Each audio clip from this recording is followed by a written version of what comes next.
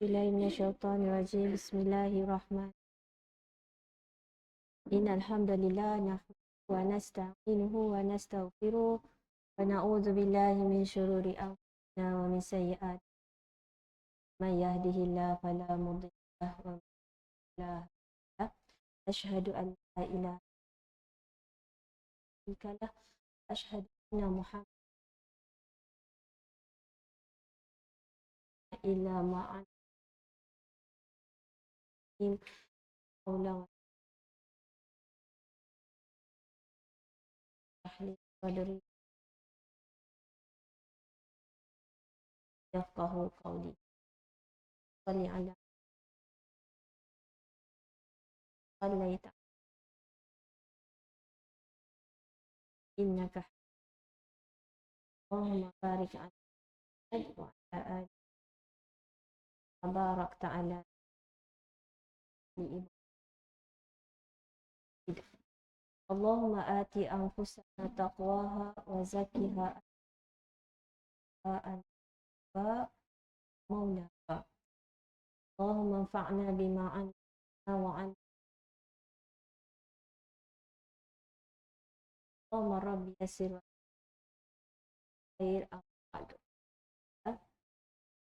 Hari ini bersamaan dengan hari Selasa 19 Rabiul Akhir 22 Oktober. Alhamdulillah, dengan limpah rahmat kasih sayang Allah, ayahnya kita dikumpulkan di dalam majlis ilmu Riyadhus Salihin. Okey. Segala puji puja kita rafakkan kepada Allah atas nikmat anugerah yang terbesar, iaitu anugerah hidayah. Okay. Apatah lagi kita dikumpulkan dalam pengajian Riyadhus Salihin. Apa makna Riyadhus Salihin? Taman orang-orang soleh. So, mudah-mudahan kita berkumpul di dunia sehingga ke syurga nanti. Amin ya rabbal alamin. Dan anugerah hidayah taufik ini sangat-sangat mahal, tak ternilai harganya. Lebih mahal daripada seluruh isi dunia ni. Kenapa? Kenapa nikmat ilmu ini lebih besar daripada seluruh isi dunia? Kenapa? Betulkan niat untuk datang ke majlis ilmu pada hari ini. Okay. Niat sebab untuk nak beramal. Jangan sekadar datang kelas untuk tahu, untuk dapat maklumat, untuk dapat info. Okay.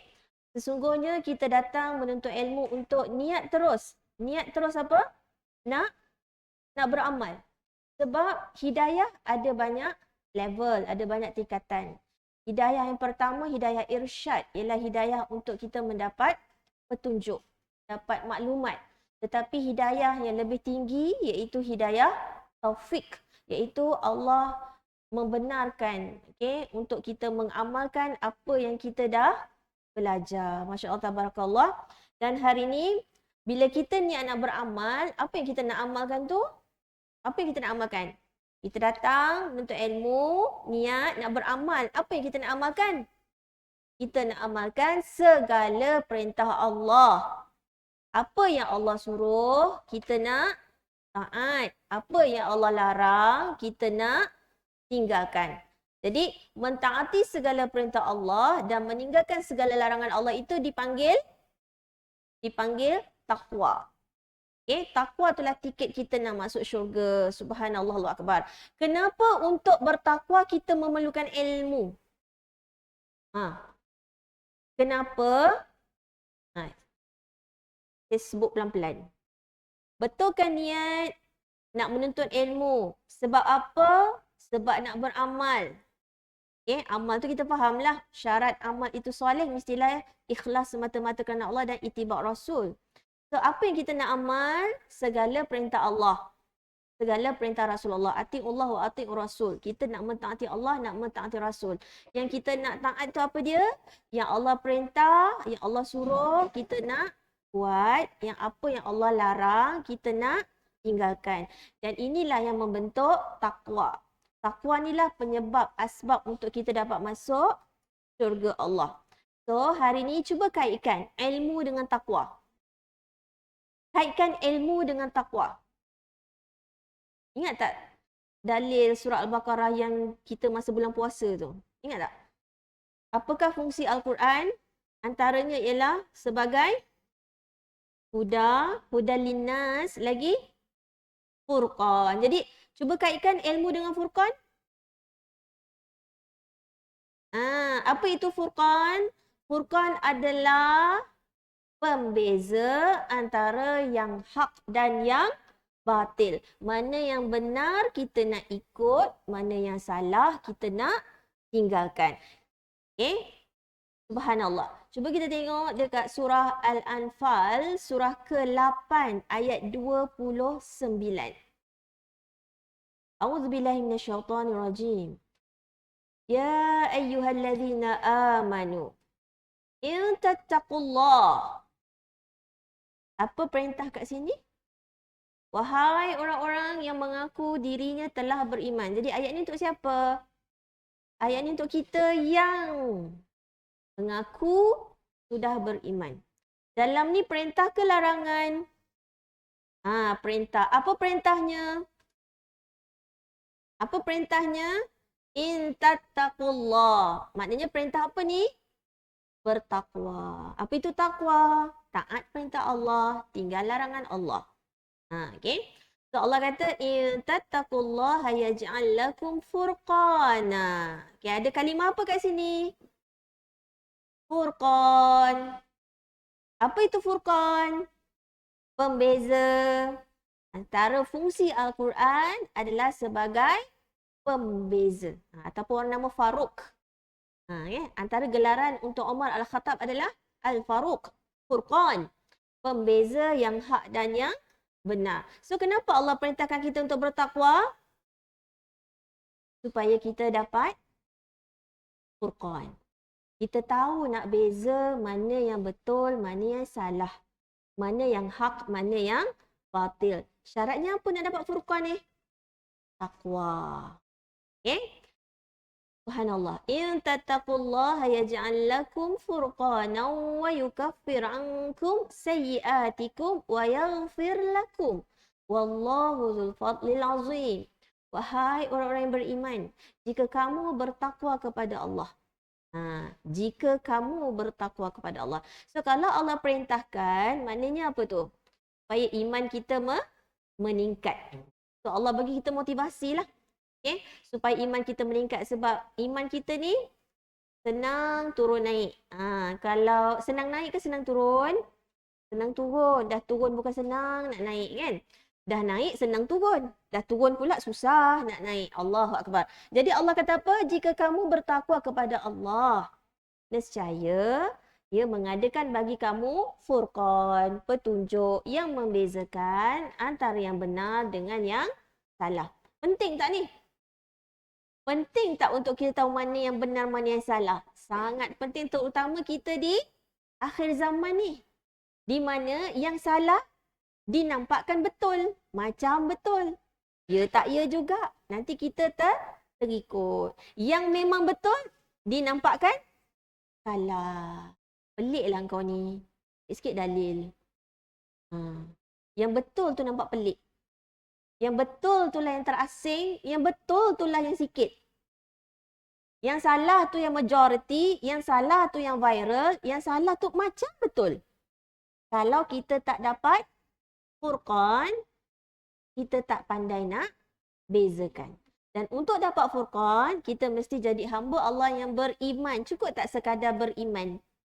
Dia mesti bertakwa. Maksudnya taat segala perintah Allah dan tinggal segala larangan. Bukan pilih-pilih. Yang ni nak ikut, yang ni tak nak.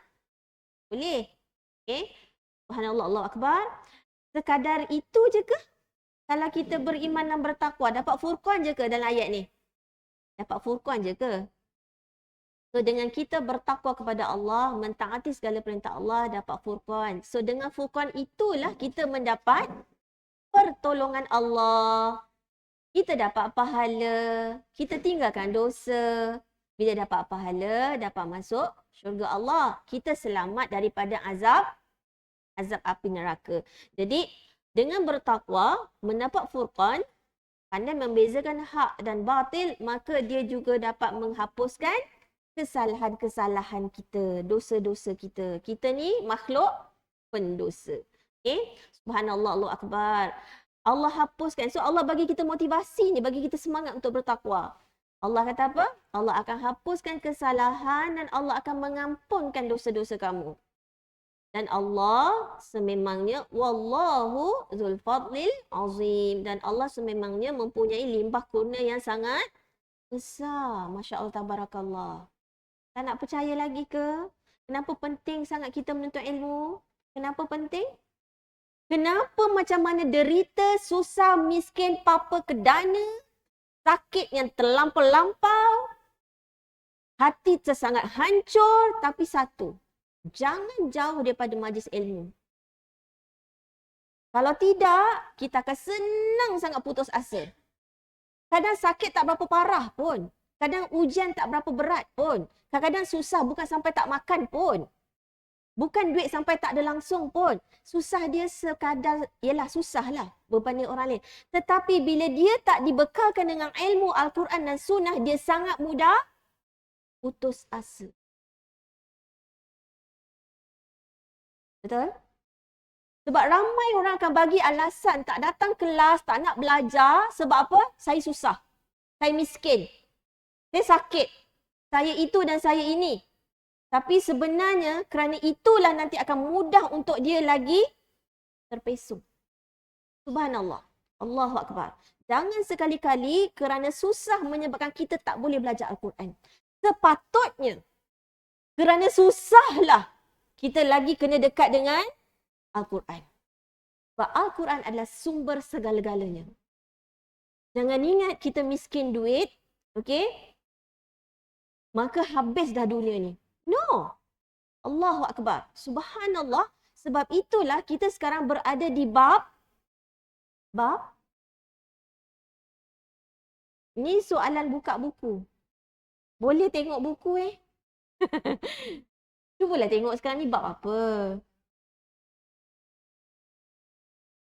Dia minggu lepas kan cuti kan, hari Selasa kan? Bab 32. Bab apa sekarang ni?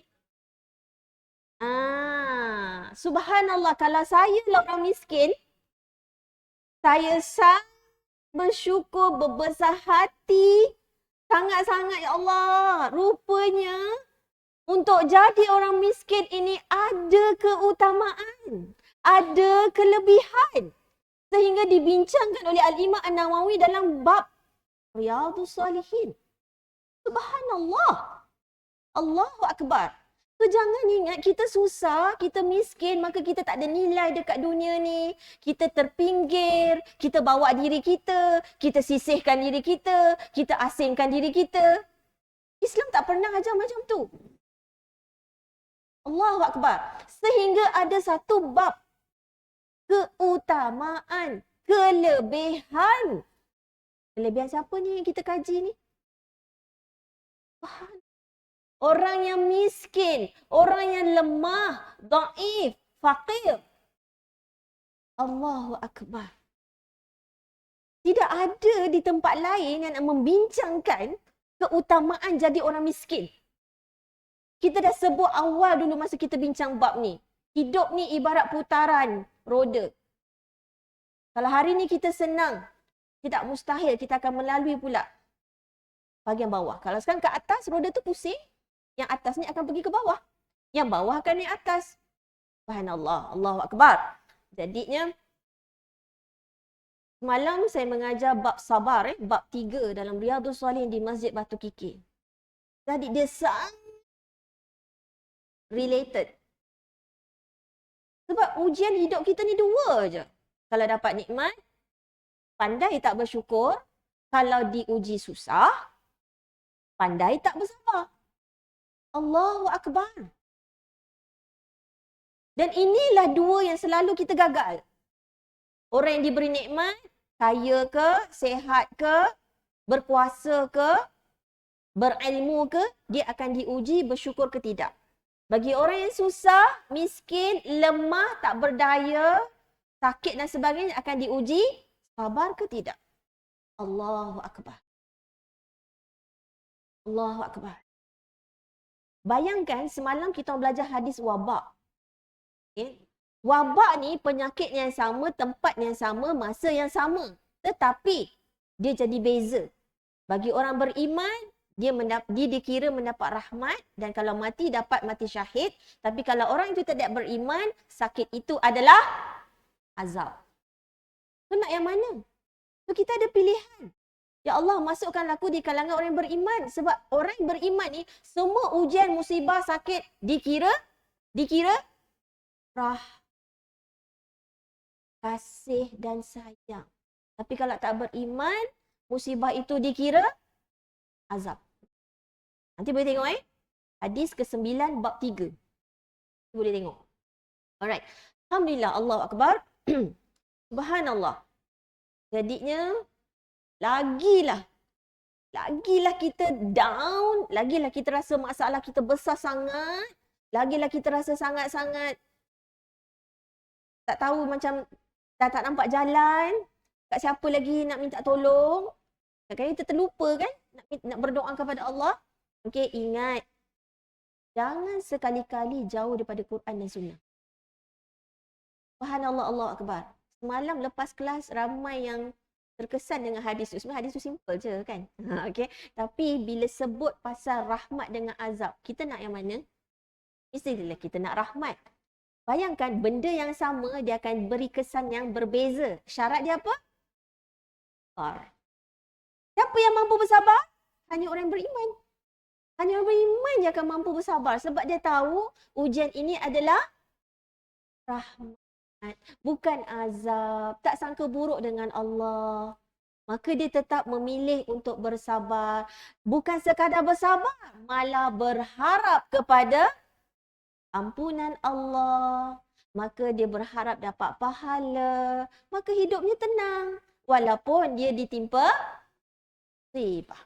Cuba tengok hadis ke-9 bab 3. Hadis ke-9 bab 3. Alright. Allahu Akbar. So, surah ke-8 ni, labaik Allah, maksudnya Allah menyeru orang beriman. Apa boleh belajar pada ayat ni? Apa boleh belajar pada ayat ni? Satu, perintah ke larangan? Perintah. Perintah apa? Bertakwa. Kenapa Allah perintah bertakwa? Mesti Allah kalau perintah, mesti ada motivasi supaya kita beria. Supaya kita bersemangat buat. Betul? Bukan senang nak taat perintah Allah. Bukan senang nak tinggalkan larangan Allah. Maka Allah kata apa? Kalau kau bertakwa, sungguh-sungguh, maka engkau akan mendapat furqan. Subhanallah. Kat sini, tanwin dua baris atas. Fathatain. Maknanya dia adalah uncountable. Tak boleh dikira. Tak boleh diukur. Tak boleh ditimbang. So maknanya nak tak dapat furqan yang sangat banyak. Maknanya kita tahu, kita tengok je tu. Ni tak boleh ni salah ni. Bukan senang kan nak dapat benda tu? Kita dengar pun salah ni. Tak boleh ni. Aku tak boleh ikut ni, salah ni. Bukan senang nak dapat tu. Ada orang dia dah duduk dalam dosa, dia selesa dengan dosa dia. Dan dia rasa tak bersalah pun. Dia ajak pula orang lain. Dan dia pergi tunjukkan pula beraninya dia buat dosa tu. Bahaya tak tu? Auzubillah min zalik. So ini adalah satu anugerah anugerah yang sangat besar. Dapat furqan. Allahu Akbar. Sudah lupa nak kaji labaik Allah, ayat-ayat seruan. Ada berapa ayat seruan? Dia dah tak bawa dah indeks tu, dia tak ingat dah. Kan? 89. Dah kaji, dah sampai mana dah kaji? Wih, banyaknya kerja kita. Semalam cuti, selepas cuti. Tu dah terlupa dah tu kan? Sebab tu kita ni jangan jauh daripada majlis ilmu. Kan? Peringatan demi peringatan. Kita nak tak ni dapat ni, lepas tu dapat ni pula tu. Apa ni? Dosa kita kan banyak. Siapa angkat tangan siapa dosa dia rasa dosa dia sikit sangat. Dah lah sikit dah diampunkan pula tu. Allahu Akbar. Cepat kaitun kan? Allahu Akbar. Subhanallah. Kita kalau duduk seorang-seorang, ada tak orang nak ingatkan kita macam ni? Apatah lagi kita baca Quran mengejar khatam. Kita tak peduli pun. Ni ayat ya ayyuhallazina amanu kena berhenti ni. Berhenti tengok. Ulang. Bukan sambung terus. Ya ayyuhallazina amanu kena berhenti. Mesti ada perintah, mesti ada larangan. Okay? Subhanallah, nak sangat ni diampunkan kesalahan, diberi maghfirah, keampunan. Lepas tu Allah kata apa? Kalau kurnia yang besar ni, apa ni kurnia yang besar ni? Syurga. Ya Allah, ya Tuhanku. Allahumma ja'alna minhum. Allahumma inna nas'alukal jannah. Allahu Akbar. Okay? So, patah balik. Apa kita belajar ni? Dia simpan bebel daripada awal tadi apa dia? Anugerah, hidayah, taufik. Macam mana kita nak dapat hidayah taufik? Hidayah untuk beramal. Dari awal lagi betulkan niat. Kita belajar menuntut ilmu untuk nak beramal. Amal soleh. Ikhlas semata-mata kerana Allah, mengetahui Allah dan mengikut Rasul, itibak Rasul supaya bernilai takwa di sisi Allah. Kalau ingat surah ke-8 ayat 29, pentingnya nak jadi orang bertakwa supaya aku dapat furqan, dihapus dosa, dihapus kesalahan, diampunkan dosa, mendapat syurga Allah. Ya Allah, aku nak sangat ya Allah. Okay? So aku dapat beza mana yang betul, mana yang salah. Subhanallah, Allah Akbar. Dan hari ni kita nak meraih pertolongan Allah. Terutamanya kita tengah lemah. Okay? Kita tengah susah. Kita tengah tak berdaya. Tengah miskin. Tengah fakir. Tengah sakit. Ingat kita dah belajar. Dhaif itu lemah. Lemah ada dua. Bukan sekadar lemah financial. Lemah duit. Lemah material. Lemah harta benda tak punya apa-apa. Tapi ada satu lagi istilah lemah. Apa dia? Lemah spiritual. Lemah sehingga kita ni rasa sangat perlukan Allah. Kalau kita tidak miskin harta, kita kena ada miskin apa? Miskin sungguh kita berharap sangat kepada Allah. Kita lemah sehingga kita nak bergantung pada Allah. Tolonglah ya Allah. Sebab kalau orang tu rasa dia serba cukup, serba kuat, dia mula kurang berdoa. Dia rasa dia dah cukup serba-serbi. Doa pun, kalau doa tak bersungguh lah. Dia berdoa tapi doa tak bersungguh. Dia solat tapi solat pun tak khusyuk. Dia mengaji tapi tak kisah faham ke tak faham. Nangis ke tak nangis. Itu tak penting. Tak sama. Betul tak? Okay? Kalau orang merasa dia lemah, dia rasa sangat perlukan Allah, dia rasa sangat perlukan keampunan Allah, dia tak akan main-main dalam bab beribadah. Right? Okay? Subhanallah, Allah Akbar. Jadi belajarlah dengan niat untuk mendapat ilmu dan seterusnya beramal, seterusnya bertakwa. Allahu Akbar. So pertolongan Allah akan datang. Bila bertakwa, ingat kan? Wa may yattaqillah. Hafal kan semua? Setiap dinding ada kan? Tu balik rumah. Rumah siapa tak ada frame tu? Wa may yattaqillah yaj'alhu makhraj. Wa yarzuqhu min haitsu la yahtasib. Orang nak tengok wa yarzuqhu. Kan?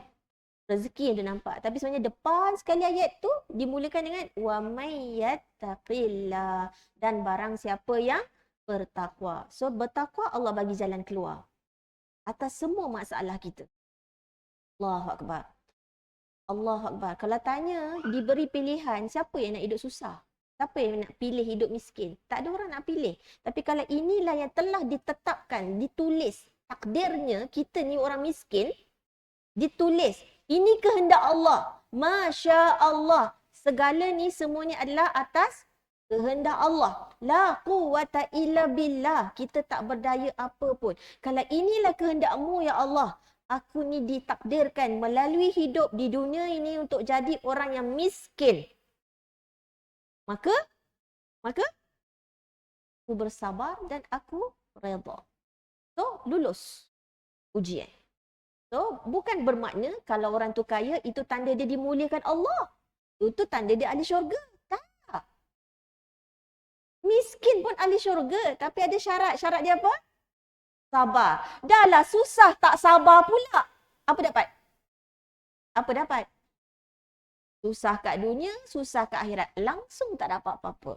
Tapi kalau susah, tapi sabar, susah cuma di dunia. Tapi senang nanti di akhirat. Masya Allah, tabarakallah. Dia pandang dekat dunia ni, yelah siapalah tak nak kan dapat hidup senang. Tapi dia kata apa? Kat syurga nanti lagi best. Tak dapat kat dunia tak apa. Yang penting dapat kat syurga. Dia pujuk lagi, dia sabar lagi. Betul? Allahu Akbar. Subhanallah. Saya tengok bab ni, saya rasa macam, ya Allah, sampai begini sekali agama kita. Rasulullah sayang kat kita. Begitu Allah besarnya rahmat Allah. Betul lah. Rahmatku mendahului kemurkaanku, kata Allah. Hadis qudsi kan? Okay. Rahmat Allah mengatasi segala-galanya. Sehingga ada bab khusus untuk memberitahu kita, kita kena belajar keutamaan orang miskin. Allahu Akbar. Allahu Akbar. Tak tahu nak cakap macam mana. Sebab sangat. Okay. Okay. Kita akan masuk hadis yang ke-3. Muka surat 219. Hadis ke-3.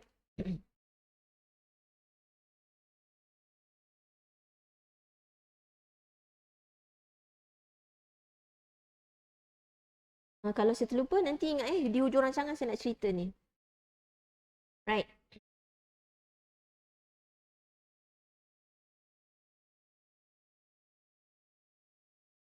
Ini hadisnya.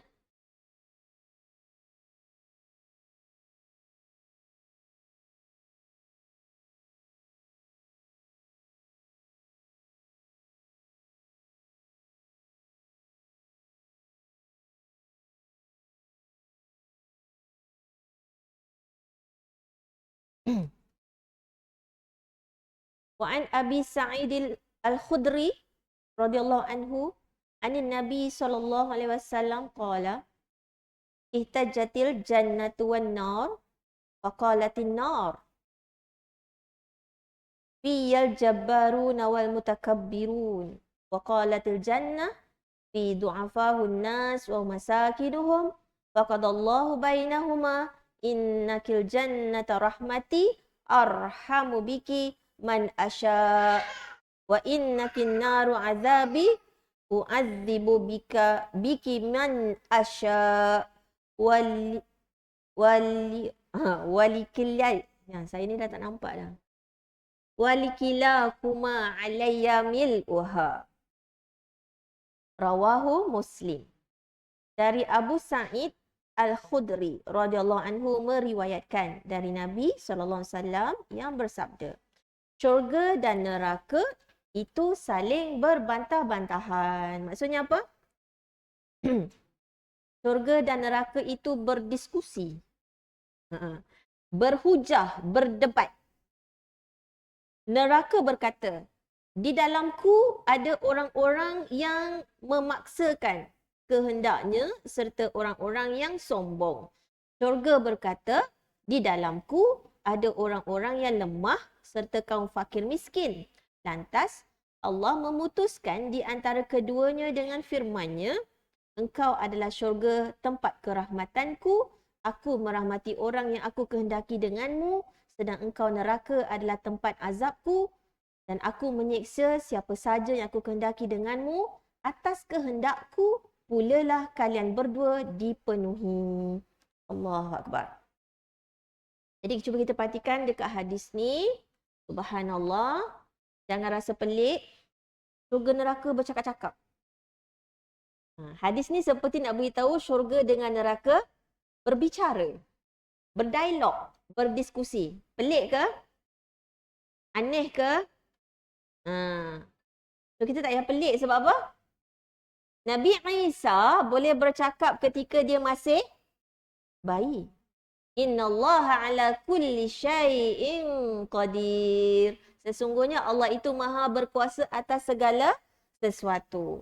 So tak susah bagi Allah nak buatkan syurga atau neraka, dan tak susah juga bagi Allah untuk menjadikan syurga neraka ni boleh bercakap. Dan hari ni kalau kita ikut dalam, maksudnya dengan tauhid, iman, Antara rukun iman kita adalah beriman kepada akhirat. Okey, di akhirat nanti ada syurga, ada neraka. Kita ni menerima sebab ini adalah syurga neraka ni adalah perkara sam'iyat, perkara ghaib. Betul? Jadi kalau perkara-perkara ghaib, apa kita kena buat? Beriman. Yakin. Bukan sekadar percaya. Kita wajib beriman. Okay? Wajib beriman. Dan dalam Quran pun beratus kali Allah terangkan tentang syurga dan neraka. Kenapa banyak sangat ayat syurga dan neraka? Supaya kita ni menyiapkan bekal, kan? Menyiapkan bekal, tinggalkan amal buruk. So, amal kita itulah yang nak jadi modal untuk kita dapat masuk syurga Allah. Okey, Allahu Akbar, subhanallah.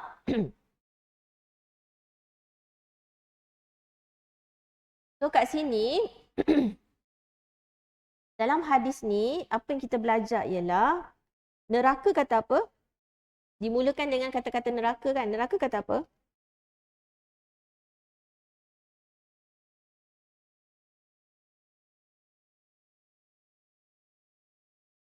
Neraka berkata, di dalamku ada orang-orang yang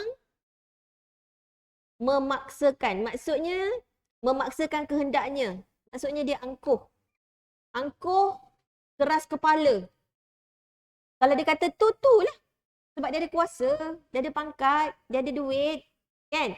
Maka dia kata apa? Dia sangat-sangat angkuh, okey. Merasa diri dia kuat, maka dia jadi keras kepala lah. Okey. Kemudian, itu kita panggil Jabbarun. Okey. Orang yang sombong, orang yang keras. Itu Jabbarun. Orang yang sombong, orang yang keras kepala. Tak berlemah lembut dengan orang, suka serang orang. Macam tu lebih kurangnya. Okey. Kemudian, wal mutakabbarun. Orang yang takabur. Takabur tu apa? Sombong, kan? Apa itu sombong? Menolak kebenaran dan meremehkan orang lain. Menolak kebenaran tu maksudnya menolak, termasuklah menolak Al-Quran dan hadis Rasulullah. Okay? Betapa angkuhnya dia, betapa sombongnya dia. So, neraka kata apa? Di dalamku ada orang-orang yang, maknanya siapa ke ahli neraka kalau ikut hadis ni? Orang yang sombong, orang yang keras kepala, orang yang angkuh, kan? Nauzubillah min zalik. Kemudian syurga pula berkata, di dalamku ada orang-orang yang du'afa ataupun orang yang lemah serta kaum fakir miskin. Jadinya bila dia syurga dan neraka ini berhujah, berdebat, okay, mengadu dan sebagainya, so Allah memutuskan, Allah mendamaikan antara syurga dan neraka tu di antara keduanya dengan firman-Nya, engkau adalah syurga. So Allah sebut pada syurga, engkau adalah syurga tempat kerahmatanku. Maksudnya syurga ni adalah bentuk rahmat Allah, bentuk kasih sayang Allah. Aku merahmati orang yang aku kehendaki denganmu, sedang engkau neraka adalah tempat ataupun bentuk azabku, kata Allah. Okay. Aku menyiksa siapa saja yang aku kehendaki denganmu. Atas kehendakku. Gariskan tu. Atas kehendakku. Walikilakuma. Mulalah kalian berdua dipenuhi. So Allah nak beritahu apa tu? Maknanya peraturan umumnya neraka tu dipenuhi dengan orang yang angkuh dan sombong. Syurga itu dipenuhi dengan orang yang lemah, dan miskin. Itu secara umum. Tetapi ingat, ada juga pengecualian. Ada juga pengecualian. Pengecualiannya apa? Dekat ujung ni lah. Dekat ujung ni. Ingat, tetap akhirnya penentu ahli syurga dan neraka siapa? Kehendak Allah. Betul. Neraka kata ahli neraka begini. Syurga kata ahli syurga begini. Allah kata apa? Akhirnya hujung hadis ni Allah kata apa? Walau macam mana pun atas kehendakku. So, penentu mutakhir.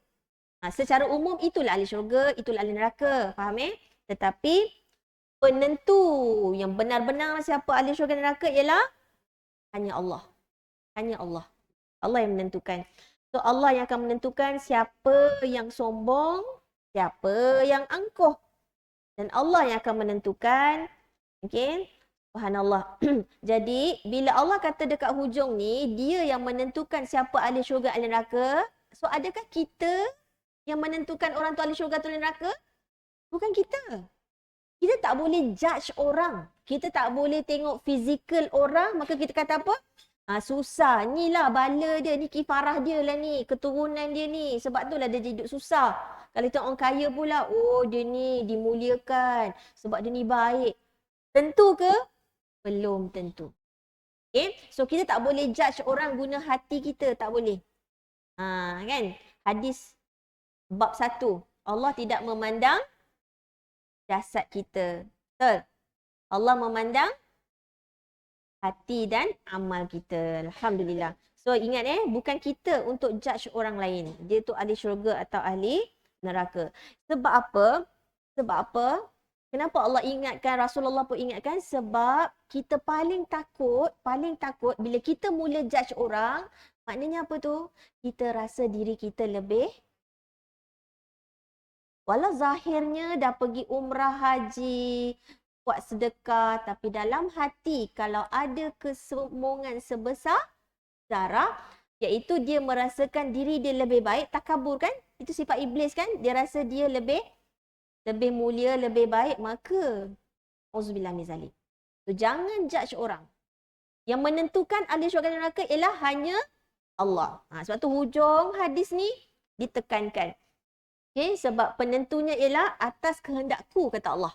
Atas kehendakku pula lah kalian berdua dipenuhi. Allahu Akbar. Subhanallah. Jadinya, okay, cuba kita tengok surah 29. Surah 29, surah Al-Ankabut, ayat 22. Ayat 21. Ya, Al-Quran muka surat 398. 398.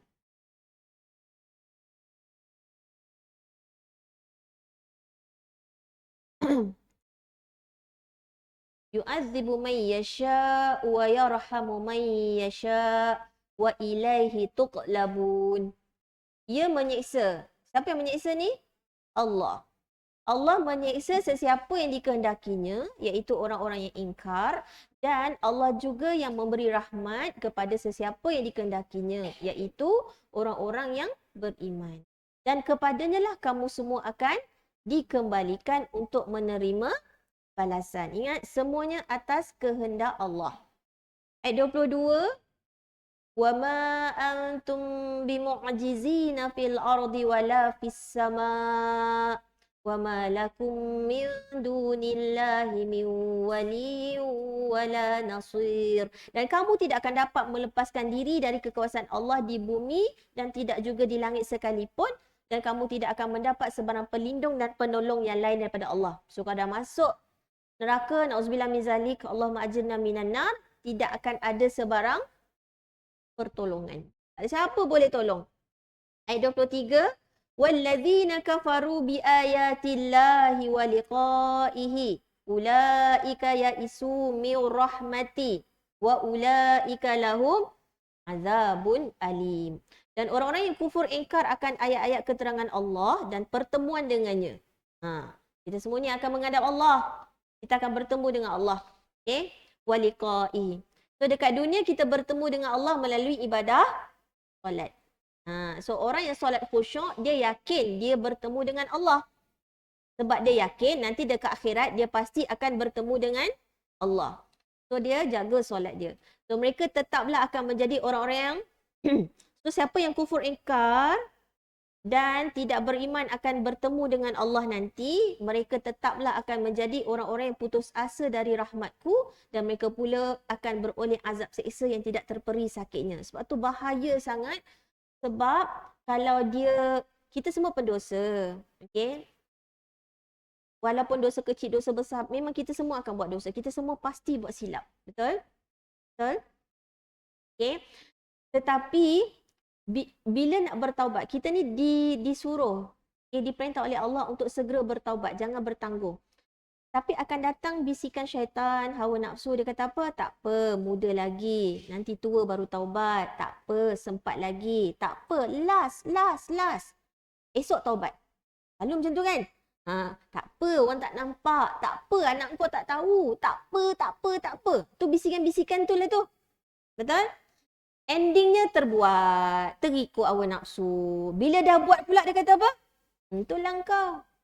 Dosa kau itu, kau nampak tak gunung tu? Besar lagi dosa kau. Maka dia akan buatkan orang tu jadi putus asa dari rahmat Allah. Dia lupa Allah itu At-Tawwab. Dia lupa Allah itu Al-Ghafur. So itu bahayanya kalau kita lambat-lambat bertaubat. Takut nanti dia akan jadi putus asa dari rahmat Allah. Akhirnya bunuh diri, maka mendapat azab siksa. Auzubillah min zalik. Right? Jadi sangat-sangat bahaya, sangat-sangat bahaya. Okey? Allah Akbar. Jadi Allah nak beritahu dekat kita ni jangan sekali-kali. Lagi satu, syaitan kalau kita tengok surah Al-Baqarah ayat 268. Apa syaitan buat? Cuba tengok ni, ayat 268. Asy-syaitan. Al-Quran muka surat 45.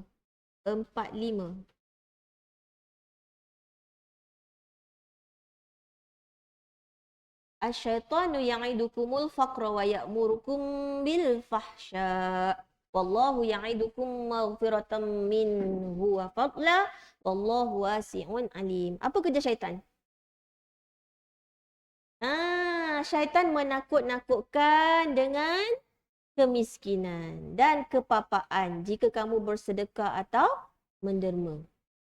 Dan dia menyuruh kamu melakukan perbuatan yang keji bersifat bakhil kedekut, sedang Allah menjanjikan kamu dengan keampunan daripadanya serta kelebihan kurnianya. Dan ingatlah Allah itu maha luas limpah rahmatnya, lagi sentiasa meliputi pengetahuannya.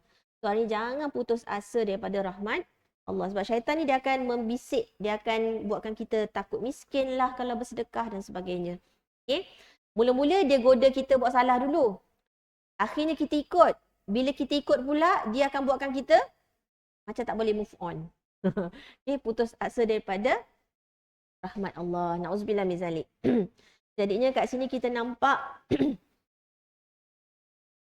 satu lagi, nak tengok juga surah Al-Qasas. Surah 28, ingat tak kisah Qarun? Kisah Qarun, Allah berfirman bermaksud, surah ke-28 ayat 82. Okay?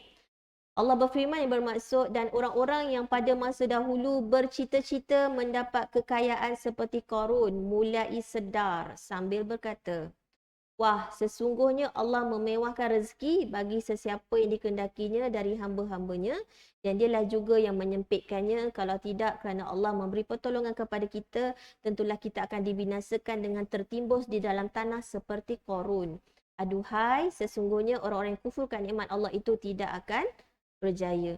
So, ayat Quran, lepas tu kita belajar hadis, kita tahu apa yang kita patut nak dalam hidup kita ni.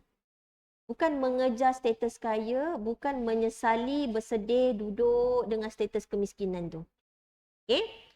Kita kena lari daripada bisikan syaitan. Okay? Kita kena yakin dengan janji Allah. Semua Allah dah bagi contoh. Contohnya Qarun. Dia asalnya miskin. Lepas tu dia beriman dengan Nabi Musa. Dia hafal kitab Taurat. Tapi akhirnya orang yang berilmu pun boleh terkandas dengan harta kan. Akhirnya dia tenggelam. Okey, tengok 83, ayat 83. Allah beritahu apa? Tilkad darul akhirah. So kita miskin ke, kita kaya ke, yang kita kena selalu ingat ialah darul akhirat. Okey, bukan kemiskinan atau kekayaan kita kat dunia ni. Yang kita kena fikir banyak sebenarnya ialah kehidupan akhirat. Negeri akhirat yang telah diterangkan nikmat-nikmatnya itu, kami sediakan bagi orang yang tidak bertujuan hendak mendapat pengaruh atau kelebihan di muka bumi dan tidak ingat hendak melakukan kerosakan, dan kesudahan yang baik adalah untuk orang-orang yang bertakwa. Wal aqibatu lil muttaqin. Sekali lagi takwa. Balasan nikmat syurga tu untuk siapa? Orang yang bertakwa. Jadi kita nampak kat sini, kita miskin ke, kita kaya ke? Kalau kita kaya, kita bukan yang penting nak dapat kelebihan, nak dapat pengaruh. Tak. Dengan kekayaan tu bukan untuk kita dapat. Kenapa nak kaya sangat? Sebab nak dapat pengaruh. Contohnya dalam ayat ni kan, macam Qarun lah. Untuk dapat pengaruh, untuk dapat kelebihan atas muka bumi ni. Tapi dengan kelebihan, dengan pengaruh dia ada itulah dia telah melakukan kerosakan. Dia jadi sombong. Okay? Tetapi kalau kita walaupun kaya, walaupun kita berilmu, walaupun kita senang, tapi kalau kita memilih untuk bertakwa, taat perintah Allah, tinggalkan segala larangan Allah, maka dapat kesudahan yang baik. Ya, hadis kita belajar hari ni, neraka sebut orang kaya ke orang sombong? Sombong. Neraka tak sebut ahli dia ialah orang kaya. Betul? Jadi hadis ni mengajar kita, okey, jadilah orang kaya tapi dengan syarat bukan orang kaya yang sombong dan takabur. Sebab neraka tak kata ahli dia kaya. Neraka kata ahli dia. Ada tak orang miskin yang sombong? Ada. Ada tak orang miskin yang angkuh? Ada. Betul? Jadinya kita belajar ni, kita kena be smart. Okay? Seimbang. Seimbang tu maksud saya Quran, hadis, Quran, hadis. Maknanya jangan berhenti belajar lah maksud saya. Jangan berhenti belajar. Kat situ kita akan nampak. Oh, bukanlah Islam kata kalau macam tu pilih jadi orang miskin lah. Bukan. Tak juga. Yang paling penting sekarang ni apa? Takwa. Wal aqibatu lil muttaqin. Kesudahan yang baik hanyalah untuk orang yang bertakwa. Tak kira kau kaya ke, kau miskin ke, kalau kau bertakwa, surah Al-Hujurat kan ayat 13. Orang yang paling mulia di sisi Allah adalah yang paling kaya ke? Yang paling bertakwa, kan? Jadi yang paling penting dengan kekayaan kita tu, kita beramal untuk meraih takwa. Dengan kemiskinan kita itulah kita nak meraih takwa. Yang paling penting nak takwa. Tak kira lah kita kaya ke kita miskin. Okay? Allahu Akbar. Subhanallah. Alright. Jadi kita nampak kat sini, jangan tergoda, jangan terikut dengan bisikan syaitan. Okay? Jaga iman kita, jaga tauhid kita. Dia akan sentiasa menakut-nakutkan kita. Okay? Allahu Akbar. So, kat sini kita akan nampak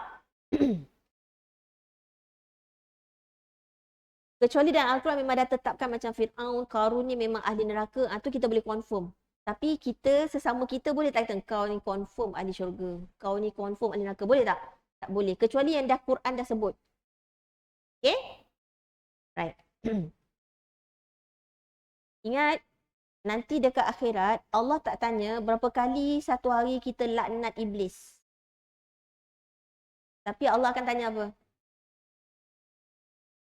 Kamu ada tak rasa diri kamu lebih baik daripada orang lain? Memang betul kita kutuk perangai iblis tu kan. Dia rasa diri dia lebih baik. Tetapi yang lebih penting ialah jangan kita pula perangai macam iblis tadi. Merasakan diri lebih baik. Na'udzubillah min zalik. Okey. Jadi apa kita belajar dalam hadis ni? Sesungguhnya majoriti. Hadis ni Rasulullah nak beritahu majoriti ataupun kebanyakan ahli neraka ialah terdiri daripada golongan yang angkuh, yang sombong. Kita dah belajar dah, sombong itu ialah menolak kebenaran dan meremehkan orang lain. Dan majoriti ahli syurga siapa?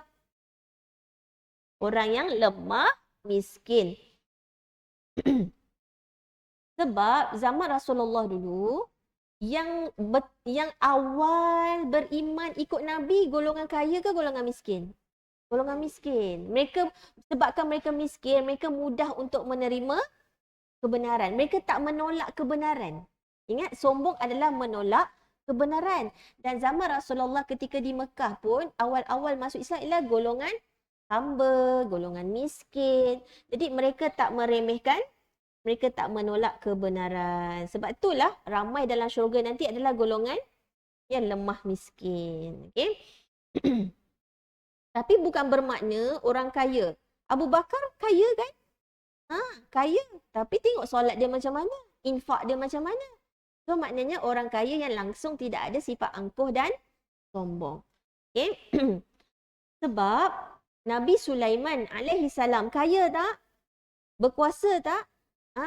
So ada orang kaya yang memang ahli syurga. Okay. So kita jangan terperangkap pula. Oh macam tu.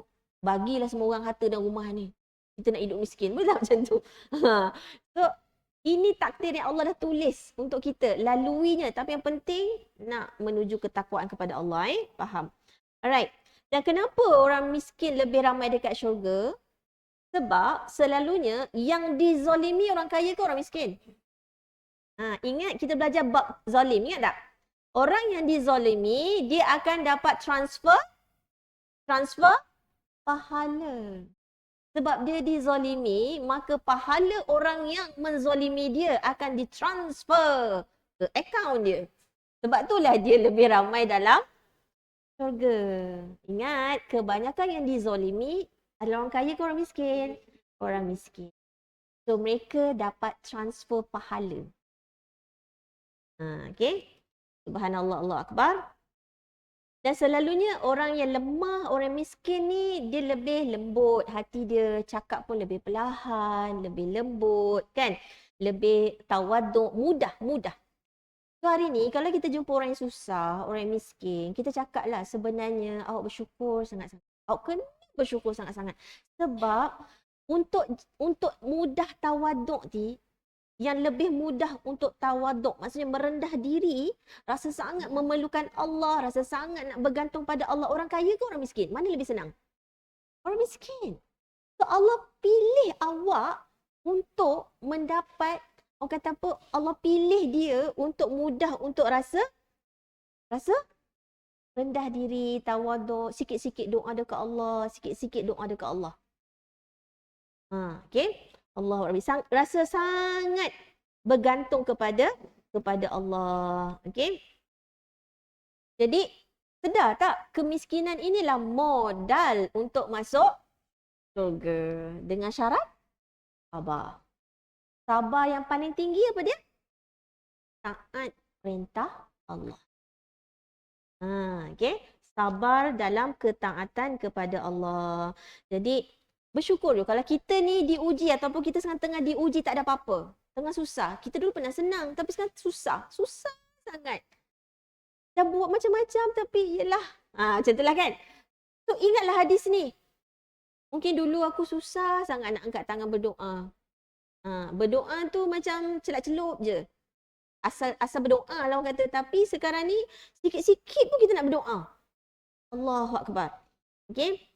Maka kita dah terhakis dah sifat sombong, okey. Mudah. Bila kita rasa lemah, barulah kita ni akan rasa sangat memerlukan Allah, betul? Rasa sangat memerlukan Allah. Ketika kita sakit tak boleh nak telan. Auto kan? Nak telan air pun Allah. Kalau tidak, gep. Bismillah pun lupa. Tapi kalau dah sakit tekak, tak boleh nak telan. Bukan telan bubur, telan air. Pun. Rasa apa? Dia auto kan? Automatik keluar. Allah. Nak telan tu. Kalau tidak, dah telan lepas tu buat apa? Siapa yang masak ni? Oh, dia punya marah tu. Tak kena dengan tekak je kan? Ni siapa masak ni? Nak komplain lah tu. Betul tak? Ketika sakit tekak, Allah, dapat telan air pun dah syukur. Masa dapat makan steak lamb chop, amboi, dah lupa diri kan? Okay? Allah Akbar. Jadi bila miskin, lemah selalunya mudah untuk kita rasa sangat perlukan Allah. Betul? Sampai kita nak angkat kaki pun, Allah, nak angkat jari pun. Okay? Subhanallah. Senang nak ingat Allah kalau sakit kan? Okay? Allah Akbar. Jadi bila kita rasa sangat memerlukan Allah, senang tak kita nak tunduk taat pada perintah Allah? Senang tak? Senang. Senang tak nak tinggalkan larangan Allah? Lebih senang. Maka lebih mudah untuk mencapai takwa. Betul? Allahu Akbar. So, selalunya yang rasa lemah ni di kalangan golongan hamba, betul? Zaman Nabi dulu, golongan lemah tu termasuk golongan hamba kan? Dan siapakah ataupun apakah darjat paling mulia di sisi Allah? Darjat hamba. Sebab tu surah Al-Isra kan diperjalankan hamba. Surah Al-Kahfi diturunkan kepada hamba. Jadi lagi kita merendah, lagi kita rasa kita lemah, lagi kita rasa perlukan Allah, lagi tinggilah tahap kehambaan kita. Maksudnya kita sangat perlukan Allah, sangat bergantung pada Allah. Surah Al-Qasas kan ayat 24. Bagaimana doa Nabi Musa ketika dia dah tolong 2 orang perempuan anak Nabi Syuaib angkat air tu. Dia dah lah lari daripada Mesir, lapar, tolong angkat air, lari macam tu tak ada apa-apa. Macam mana dia berdoa dekat Allah? Macam mana dia berdoa dekat Allah? Dia ketika tu sampai dia minta apa? Ni memang surah Al-Qasas. Sekejap saya buka ayat 24. Apa yang dia minta dekat Allah? Dia minta duit ke? Dia minta air ke? Dia minta rumah ke? Kan dia lari daripada Mesir kan? Dia minta apa daripada Allah?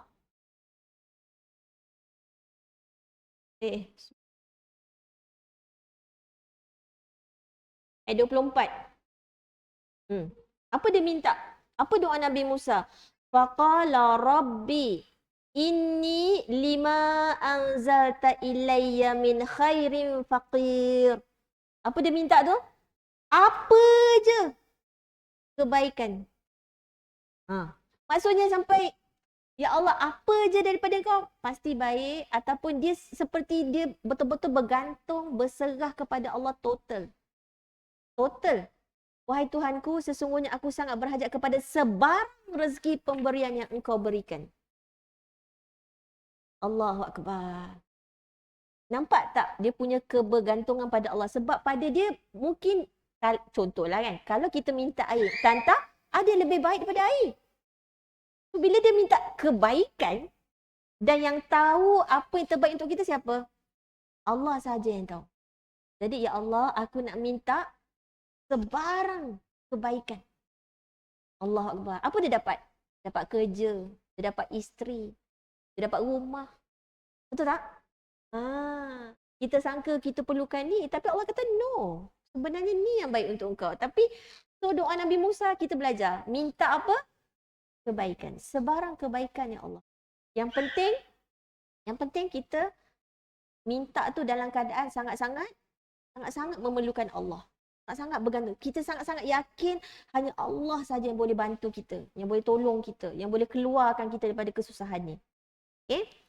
Allahu Akbar. Kuatkan tauhid kita, bergantung kepada Allah sesungguh-sungguhnya. Dengan syarat betul lah. Kalau nak kena rasa apa? Kena rasa lemah, betul-betul lemah. Sangat memerlukan Allah. Rasa tak berdaya. Okey, jadi barulah kita akan automatik tunduk taat pada perintah Allah. Tapi kita kalau senang, semuanya senang tak nak rasa benda ni? Susahlah, kan? Sebab macam mudah nak dapat. Tapi kalau orang susah, sebab tu sebenarnya untung tak dia ditakdirkan hidup susah sebenarnya kalau dia belajar hadis ni. Kalaulah orang susah belajar hadis ni, dia akan merungut ke? Dia akan mengeluh ke? Dia akan mengenang nasib yang tak sudah-sudah, menangis saja. Tak kan?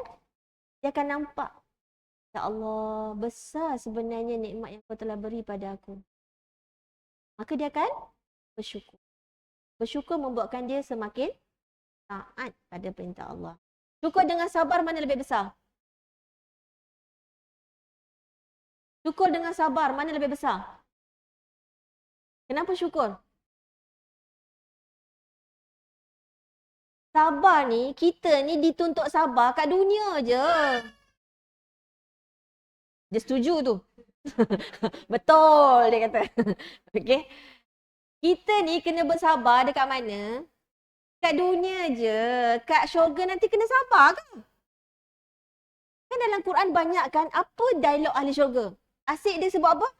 Alhamdulillah. Alhamdulillah. Segala puji bagi Allah. Jadi Alhamdulillah ni daripada dunia sampai akhirat, ke syurga. Tapi sabar dituntut cuma di, kenapa kita tak nak sabar? Dan sabar yang paling tinggi ialah sabar dalam ketaatan. Solat. Semua itulah yang Allah perintah dan larangan tu jangan buat. Ikut. Sami'na wa ata'na, sebab yang nak kena ikut perintah Allah sebab nafsu kita kan tak suka. Semua yang nafsu kita tak suka tu ialah bukan dari wahyu. Nafsu musuh dia siapa? Wahyu. Nafsu syahwat, okey, nafsu amarah, dia suka benda yang seronok, benda yang macam berparti-parti lah, berjamuan, nasi makan, minum, duduk, bergolek-golek je kan. Buat benda yang sia-sia. Tu nafsu suka lah tu. Okey? Subhanallah. Tapi tu sementara. Tu tak kekal. Betul? Allahu Akbar. Jadi, kalau syukur, sampai ke syurga. Jadi, syukur tu lebih besar.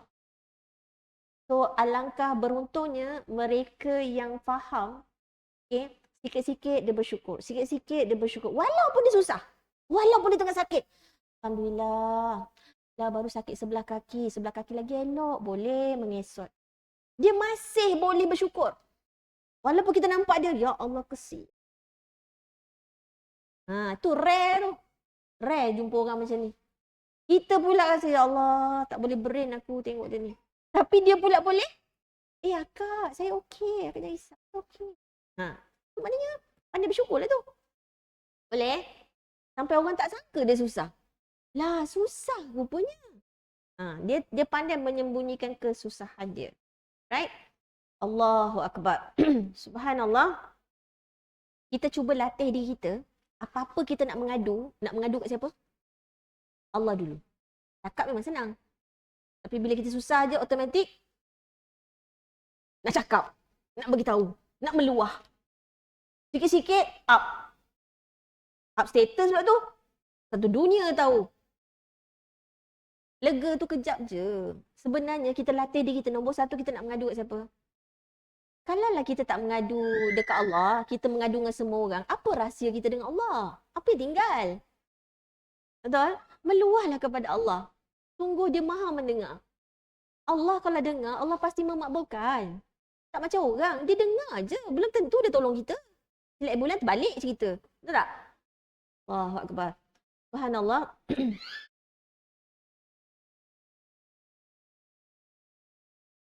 Okey. Allahu Rabbi, Allahu Rabbi. Jadinya, bila majoriti syurga itu adalah orang yang lemah, orang yang miskin, so kita nampaklah sebabnya. Dan nampak dah sebab dia. Satu, mereka mudah untuk merasa diri ataupun kehambaan mereka tu lebih mudah untuk dicapai. Bila dia rasa lemah, maka dia rasa sangat memerlukan Allah, maka dia sangat mudah untuk tunduk taat pada perintah Allah. Lagi? Apa kita belajar daripada hadis ni ialah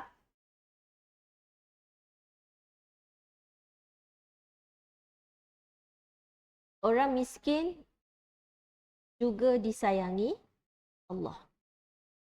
Sampai ada bab ni, ada hadis ni, subhanallah. So jangan sampai kalau kita jumpa orang miskin, dia kata, kenapalah Allah ni macam zalim kat saya. Na'udzubillah min zalik. Kita kena betulkan pemikiran dia. Dan orang miskin ini sebenarnya disayangi Allah. Okay? So jangan buat benda bodoh rasa Allah tak sayang. Cuba tengok surah Ad-Duha. Surah ke-93. Lepas tu kalau sedih baca surah Ad-Duha. Okay? Kalau kita dekat ayat 3. Ma wadda'aka rabbuka wa ma qala. Sebab orang miskin ni dia rasa macam cakap dia tak didengari, orang tak pandang, dia tersisih, orang tak layan, orang tak tolong. Okay? Allah kata apa dekat ayat 3 ni? Bahawa Tuhanmu, wahai Muhammad, tidak meninggalkanmu dan dia tidak benci kepadamu sebagaimana yang dituduh oleh kaum musyrik.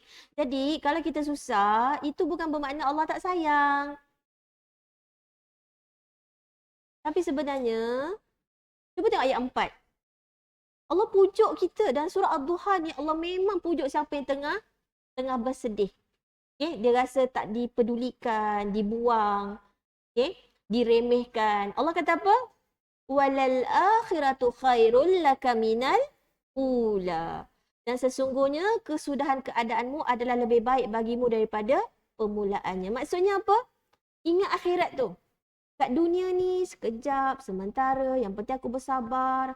Syukur sabar, syukur sabar. Syukur walaupun aku susah macam ni. Ya Allah, Allah pilih aku dapat solat cukup. Okay, boleh masuk kelas, boleh belajar. Sekarang kan banyak kelas percuma. Hari ni kena bayar ke? Kelas hari ni kena bayar ke? Ada berapa tol kena bayar? Bonggol je kan nak masuk sini. Banyak bonggol. Okey. Percuma. Modal apa? Masa. Tenaga. Allahu Akbar. So, tak ada, sebenarnya kalau dia kata saya bukan tak boleh belajar, saya tak ada duit nak bayar yuran. Kelas ni percuma. Kau modalkan masa dan tenaga. So, siapa kata miskin penghalang untuk dapat ilmu? Sekarang ni banyak benda percuma dah. Mudah sangat. Betul?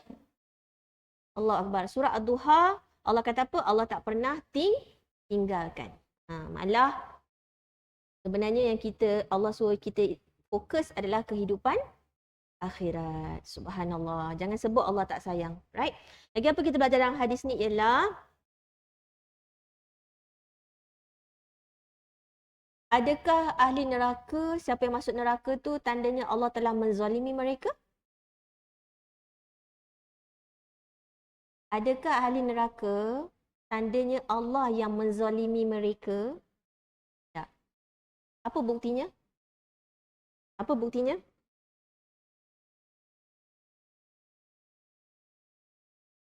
Allah dah turunkan Al-Quran belum?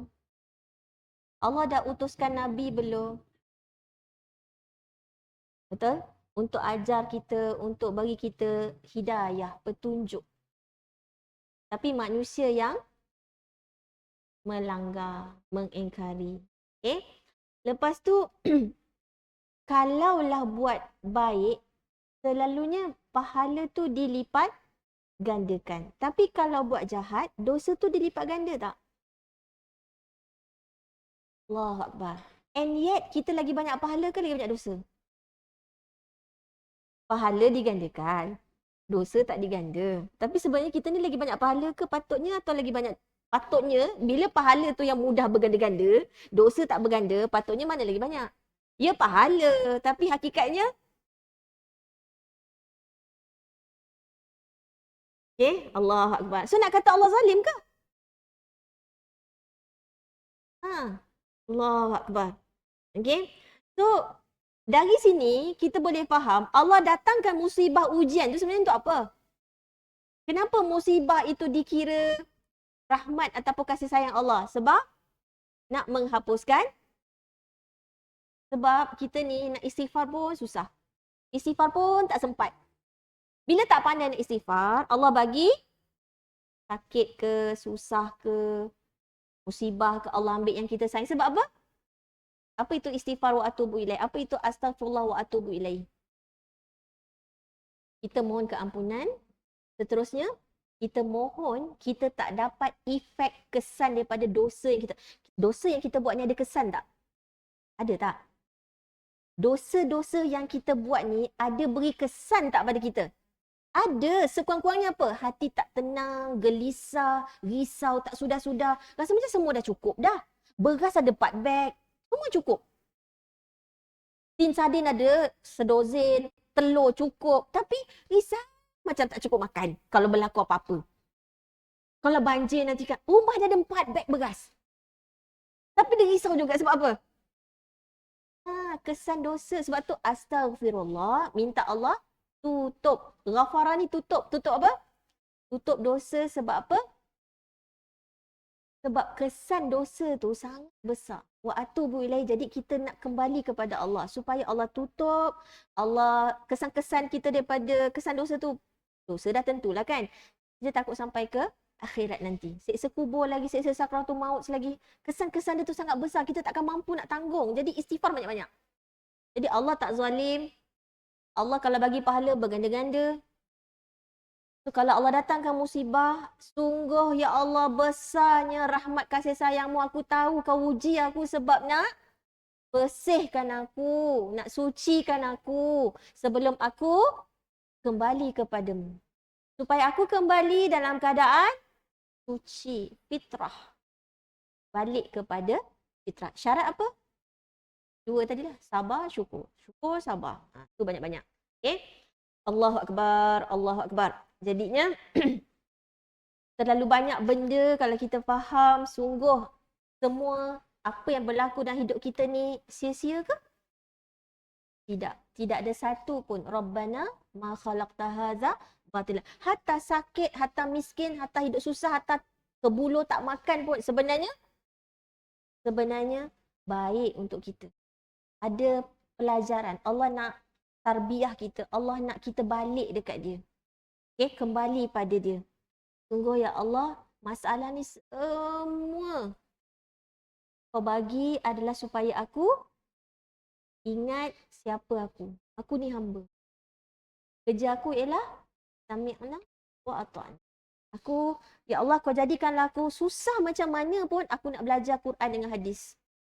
Tolong ya Allah jangan kau cabut nikmat ni daripada aku. Sampai aku mati aku nak belajar. Sebab kalau kita ada ilmu, diberi musibah yang besar, insya-Allah dengan izin Allah kita boleh handle. Betul? Kita boleh move on. Kita tak putus asa daripada rahmat Allah. Aku tahu ni rahmat Allah, aku tahu ni rahmat Allah, aku tahu ni rahmat Kau ya Allah. Allahu Akbar.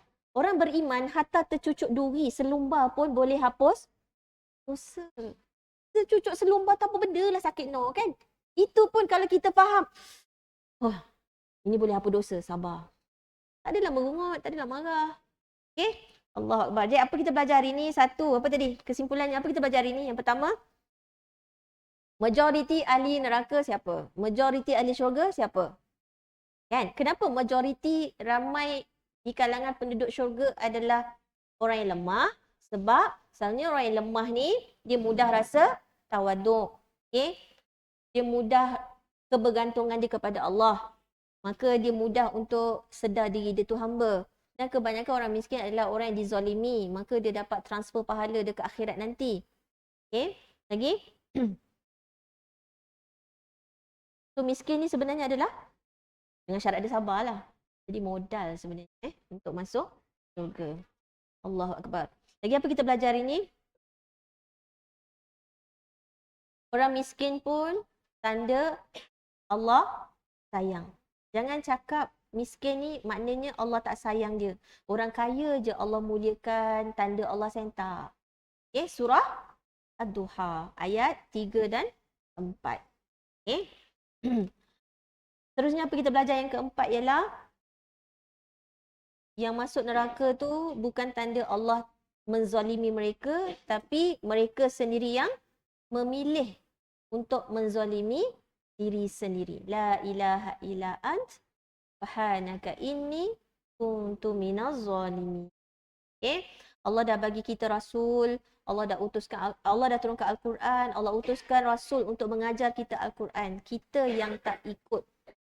Okay? Allahu Akbar.